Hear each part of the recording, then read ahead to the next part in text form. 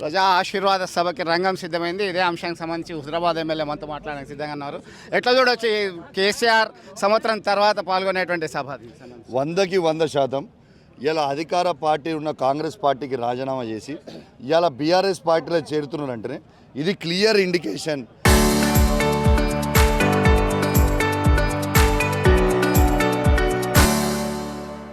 ఇవాళ BRS party KCR గారు ఈ తెలంగాణ రాష్ట్రానికి ముఖ్యమంత్రి కాబోతున్నారని ఇవాళ క్లియర్ ఇండికేషన్ ఇస్తున్నారు. అంత సీనియర్ నాయకుడు, దాదాపు 40-45 సంవత్సరాల నుంచి కాంగ్రెస్ పార్టీ జెండా మోసింది.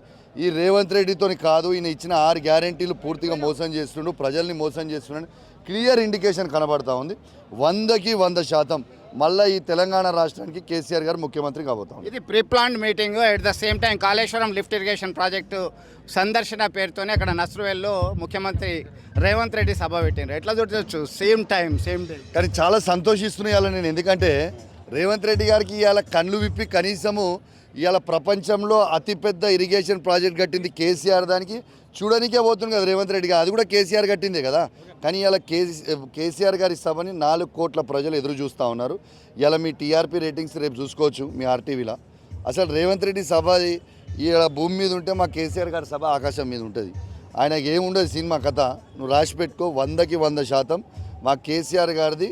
ఇలా మీరు ఊహించుకొని మీ టీఆర్పీ రేటింగ్స్ వస్తే. డాక్టర్ సంజయ్ కుమార్ ఒక మాట చెప్తున్నాడు ఇక్కడ సంబంధించి, ఉద్యమకారులు ఎవరు స్వాగతిస్తలేరు, జీవన్ రెడ్డి రాకను వ్యతిరేకిస్తున్నారని కామెంట్ చేస్తున్నారు. హైదరాబాద్ నుంచి వచ్చినటువంటి ఆదేశం అంటూ చెప్తున్నట్టు. ఇక నీకు ఒక్కటే చెప్తున్నా, ఆట ఆడరాక గజ్జలు బాగాలేవని.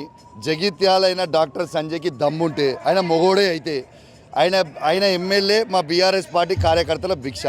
ఆయనని ఎమ్మెల్యే పదవికి రాజీనామా చేసి కాంగ్రెస్ పార్టీ బీఫామ్ నుంచి పోటీ చేయమని చెప్పుర్రి.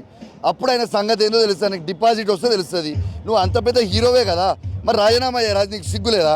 నువ్వు గెలిచింది టీఆర్ఎస్ బీఫామ్ మీద, నువ్వు బీఆర్ఎస్ బీఫామ్ మీద. నువ్వు ఏడున్నో తెలియదు, నువ్వు ఏ పార్టీలు ఉన్నావో తెలియదు, ఎక్కడున్నో తెలియదు. ఇలా పెద్ద పెద్ద మాటలు మాట్లాడుతున్నావు. నువ్వు కేటీఆర్ గారిని విమర్శిస్తున్నావు. కేటీఆర్ గారి కాలు గోటికి కాదు, ఎంటిక కూడా పనికిరావు నువ్వు. నీకు అంత సినిమా లేదు. ఇక నీ పొలిటికల్ కెరియర్ అనేది క్లోజ్. నువ్వు రాసి పెట్టుకో. అది జగిత్యాల సంజయ్ గారు అని తెలియజేస్తా ఉన్నాను.